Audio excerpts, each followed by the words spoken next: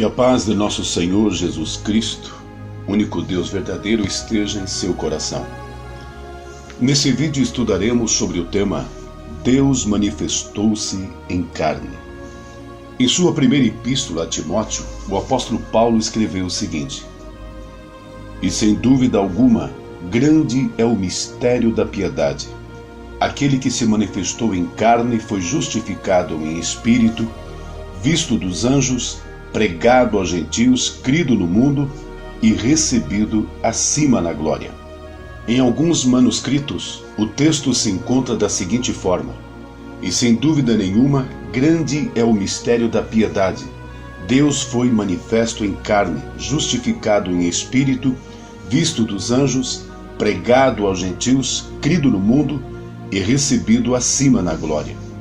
Aos Coríntios, Paulo escreveu: Deus estava em Cristo, reconciliando consigo o mundo. Vejamos também o que João escreveu: Estava no mundo, e o mundo foi feito por ele, e o mundo não o conheceu. Veio para o que era seu, e os seus não o receberam. Aqui vemos a manifestação visível de Deus em Cristo. Ele era Deus e homem ao mesmo tempo. Nessa altura já podemos entender o porquê do nome Emanuel, que traduzido é Deus conosco. Conforme Isaías disse, Deus veio pleitear a causa do seu povo. Assim diz o Senhor Jeová e teu Deus, que pleiteará a causa de seu povo.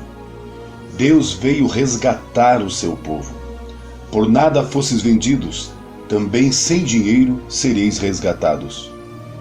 Fomos comprados, resgatados pelo sangue de Cristo, que em Atos 20:28 é denominado como o próprio sangue de Deus, conforme lemos: Olhai por vós e por todo o rebanho sobre que o Espírito Santo vos constituiu bispos, para apacentardes a igreja de Deus que ele resgatou com seu próprio sangue. Nós sabemos que Deus é Espírito e não tem sangue, mas também sabemos que ele se manifestou em carne. Por isso o texto se refere como seu próprio sangue. Portanto, havia duas naturezas em Cristo: a natureza divina e a natureza humana. Ora ele agia e falava como Deus, e ora ele agia e falava como homem. Ele era verdadeiramente Deus e verdadeiramente homem. Quando Deus manifestou-se em carne, não foi abandonada a sua deidade, como também não foi nem reduzida, nem contraída, e nem deixou ele de exercer as funções divinas, porque Deus, conforme um de seus atributos divinos, é onipotente, e é ele quem sustenta a criação e quem mantém toda a vida, conforme as palavras de Paulo que diz: E ele é antes de todas as coisas, e todas as coisas subsistem por ele. O apóstolo João também declarou: Nele estava a vida. Ele podia estar na terra e no céu ao mesmo tempo. Podia agir e falar de todos os ângulos e de todas as formas que desejasse. Como encarnado e em sua natureza humana, ele tinha limites, mas como Deus em todos os seus atributos, ele não tinha limites. Ele continuou a ser Deus e homem, em duas naturezas distintas e numa única pessoa para sempre. O teólogo Paul Tillich disse: A palavra de Deus aponta para a realidade suprema, que a única coisa que Deus não pode fazer é deixar de ser Deus, mas ele manifestou-se em carne. Após a morte da natureza humana, ao ressuscitar, o corpo humano foi levado ao céu, tornando-se um corpo de glória, onde Deus continua e continuará habitando para todo sempre.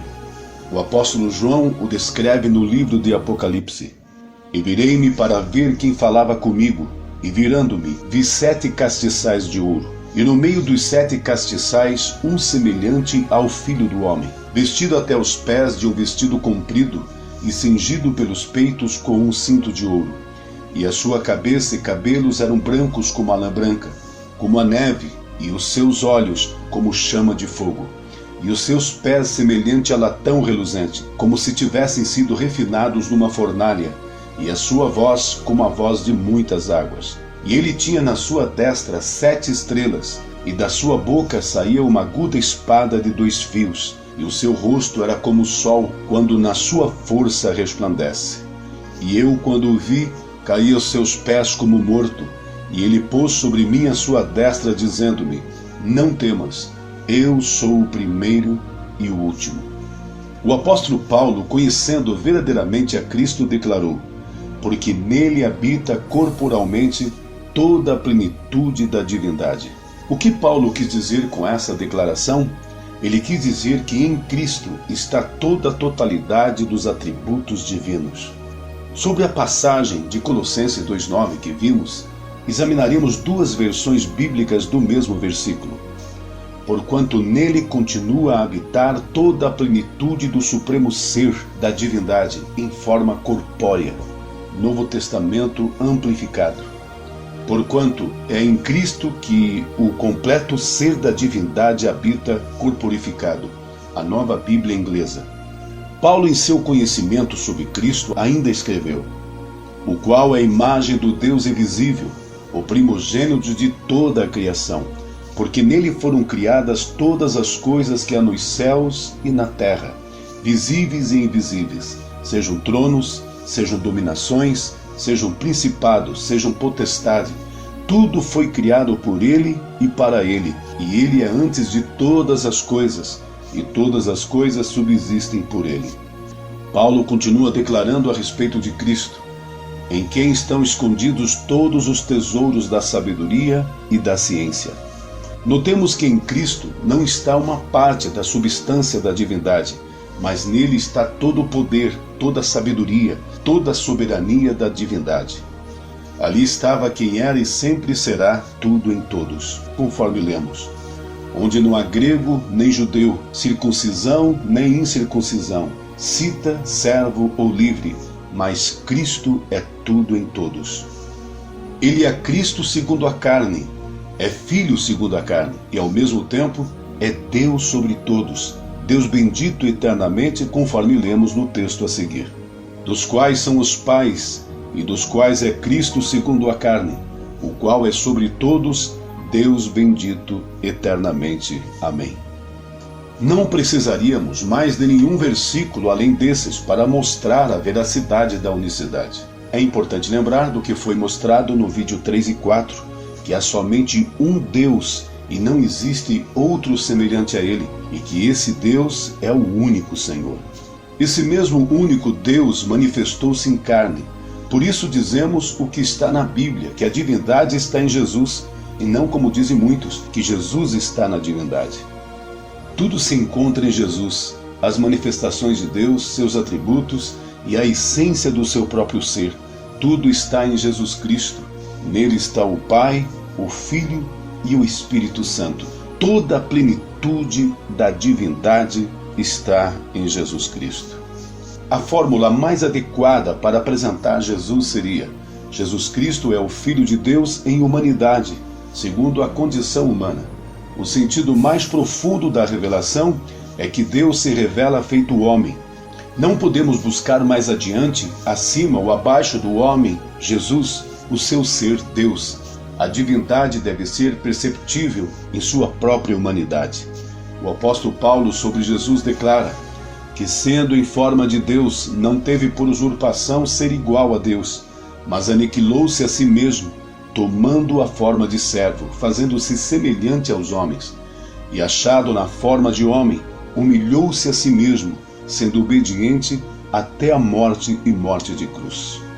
Notemos que Paulo declara que Jesus aniquilou-se a si mesmo, ou esvaziou-se a si mesmo.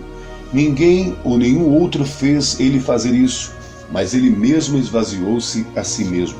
A realidade da encarnação é expressa através da completa renúncia de Deus quando aniquilou-se a si mesmo. Ele ocultou as manifestações de divindade e assumiu a verdadeira humanidade. Jesus era realmente um homem, sua humanidade era genuína, mas seu ser não deixou de ser divino. E como homem, foi obediente a seus próprios mandamentos até a morte e morte de cruz. Toda vez que Cristo se dirigia ao Pai, que está nos céus, ele o fez para ensinar o homem a se voltar para o céu. Como homem, ele veio ser nosso exemplo, para que assim como ele mesmo fez, na qualidade de homem, sendo obediente, seus discípulos, seus seguidores, fizessem o mesmo. Sobre esse assunto aprenderemos nas próximas aulas. Tudo Deus fez para nos resgatar e nos comprar com seu próprio sangue, conforme Atos 20:28 lido anteriormente. Olhai por vós e por todo o rebanho, sobre que o Espírito Santo vos constituiu bispos, para apacentardes a igreja de Deus que ele resgatou com seu próprio sangue. Para melhor esclarecimento, queremos citar o relato de Sadhu Sundar Singh, do livro O Apóstolo dos Pés Sangrentos, quando ele revela o quanto estava confuso no que diz respeito à pluralidade na divindade, ou seja, tinha dúvidas quanto à doutrina da Trindade. Ao entrar no êxtase, deparava-se-lhe uma visão constante, a que dava o nome de Terceiro Céu. Ouçamos sua narrativa. Houve tempo em que a doutrina da Trindade me deixava confuso. Pensava em 3 pessoas sentadas em 3 tronos, mas tudo se esclareceu em uma visão. Ali vi Cristo com seu glorioso corpo espiritual sentado no trono. Onde quer que eu fosse, sempre o via. Cristo estava sempre no centro, figura que palavras não descrevem. Rosto brilhante como o sol, mas não ofuscante, e tão amigo que com facilidade eu o contemplava.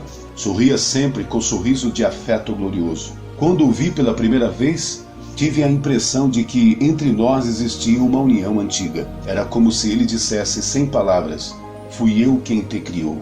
Senti com maior intensidade o que me sobreveio quando contemplei meu pai. Após vários anos de separação, o velho afeto voltou. Senti que fora dele anteriormente. Quando pela primeira vez entrei no céu, olhei em torno e perguntei: mas onde está Deus? E alguém me respondeu: como na terra, aqui também Deus não é visto, porque é infinito. Mas aqui está Cristo, e Cristo é Deus. Ele é a imagem do Deus invisível, e somente nele podemos ver Deus tanto no céu como na terra.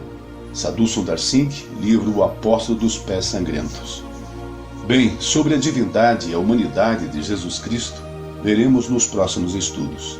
Terminamos assim mais um estudo sobre o monoteísmo bíblico. Que Deus abençoe, vosso servo, Pastor Amaury Borges.